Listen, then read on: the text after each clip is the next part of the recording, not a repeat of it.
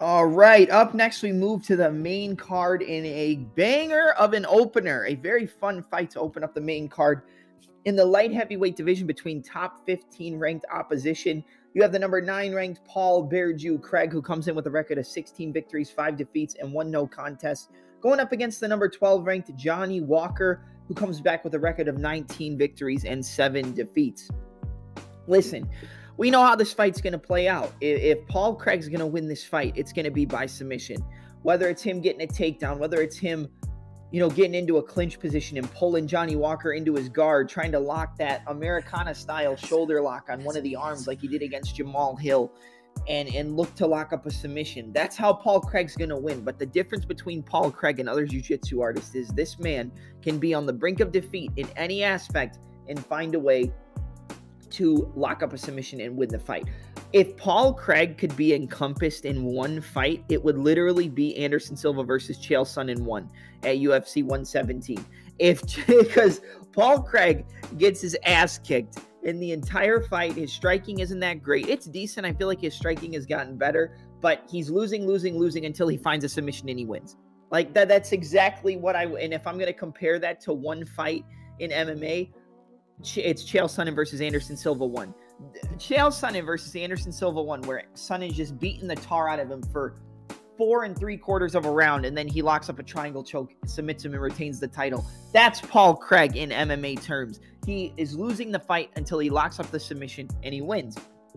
If you don't believe me, if you're not like super well versed in MMA, I will give you an example, and I will break down his record. Maybe if this thing would load and not be so freaking slow all the time. I swear, I don't know what's wrong with this website because I use SureDog all the time. And for some reason, it just, like lately, has not wanted to work, like at all. So let me see. Let's go to the Paul Craig. 16-5-1. Out of his 16 victories... Come on. Sorry for the lack of time that this takes, or I guess not the lack of time, but the lack of speed. 13 out of his 16 victories come by way of submission, 3 by KO, TKO, and none by decision. So out of all 16 victories, he's a finisher, but 13 out of 16 by submission. Out of his 5 losses, he's been KO'd or TKO'd 3 times, lost 1 fight by submission and 1 by decision. You look at his last few fights, he was on a 5-fight win streak going into the Volkan Oezdemir fight. He lost that fight via unanimous decision. 5 wins and 1 draw going into that fight. He beat Vinicius Moreira via rear naked choke in the first round. He beat Gadzi Murad Antigulov via triangle choke in the first round. He beat Mauricio Shogun Hua submission to punches in the second round. Jamal Hill in the first round via TKO, but it was really due to a submission because he basically broke his arm with that armbar position that Jamal Hill gave up to him. And then he locked him in a triangle and was punching him until the ref stopped it, but his arm was already broken. And then he won via triangle choke at the end of the first round, 3 minutes and 57 seconds in, after Krylov played in his guard and was beating the shit out of him. I mean, just landing big, heavy punches. Craig was trying to roll with it, but he was clearly losing the round. And then he jumps, Nikita Krylov leaves his arm on his chest for a little bit too long inside the guard of Craig. Craig locks up the triangle choke, turns the corner, cuts off any air, and boom, that's it. Like, the minute this guy locks up a submission, the fight's over. And that's the case for any light heavyweight. That's what I don't think people understand. Paul Craig is like a Kawel Uno. He's like a BJ, well, not a BJ Penn, but who's a guy who really his only way to win was like via submissions. I mean, there's a lot you could probably think of. I can't think of any off the top of my head, but that's the only way that this guy's going to win. He's like a new age Royce Gracie, like that. I'm not comparing Paul Craig to Royce Gracie in terms of accolades or anything, but that's basically his attempt. It's submission or bust.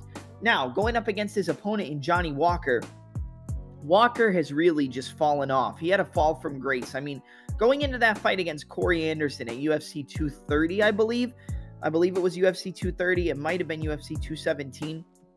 We're going to find out soon. 19-7, right? Kind of like Shamil Abdurahimov. It doesn't look like that bad. It's not that bad of a record. et cetera, et cetera. 15 wins by KO, TKO, 3 by submission, 1 decision. Out of his 7 losses, 4 losses come by way of KO, TKO, 1 by submission, and 2 by decision. But if you look at his recent fights, I mean, he's 2-4 in his last 6 outings.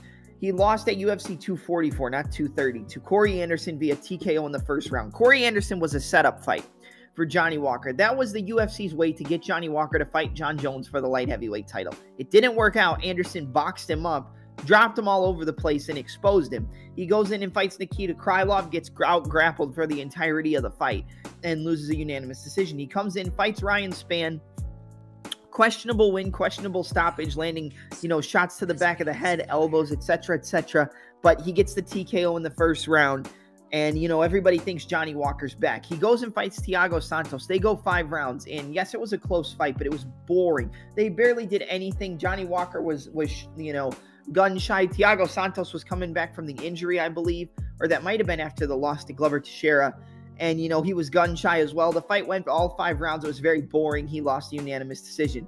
Comes in, fights Jamal Hill, gets knocked out in the first round. Then he just recently gets back on track at UFC 279 and beats Iwan Cutelaba via first round's rear naked choke submission. Now, Johnny Walker is not a submission guy. I mean, I know it says he has 3 submissions on his record, but before that win, most recently against Iwan Cutelaba, the last submission that Johnny Walker has came all the way back in 2017. So it's been almost 3 years since almost 7 years.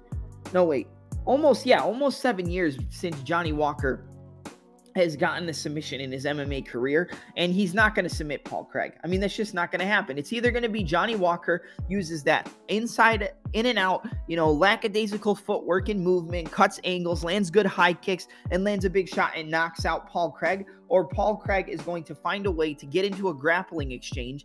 Maybe he blocks a punch of Johnny Walker, pulls guard, jumps guard, rolls for the Ashigarami game on the leg lock, takes the back, finds a way to get the top position, works the rear naked choke, works the triangle, something like that, and he's going to submit Johnny Walker. Now, do I think Johnny Walker can hang around with Paul Craig on the floor? No, absolutely not. Do I think Paul Craig can hang around with Johnny Walker on the feet? No, absolutely not. But I don't think Johnny Walker is going to play around too much in terms of the jiu-jitsu and submission game of a Paul Craig. I think that he knows himself well enough at this point in his career, after all those losses, even though he's a wild man, I think he's going to know that he has to keep this fight at a very specific range, and he's not going to play around with, Paul Craig on the floor. And you look at the fight, I should say, with Volkan Oezdemir, which was Paul Craig's last fight, he had some good success on the feet, landed some good high kicks, he looked okay. He tied him up in some good positions and almost had him at certain points, especially with the leg locks, I believe, if I remember correctly.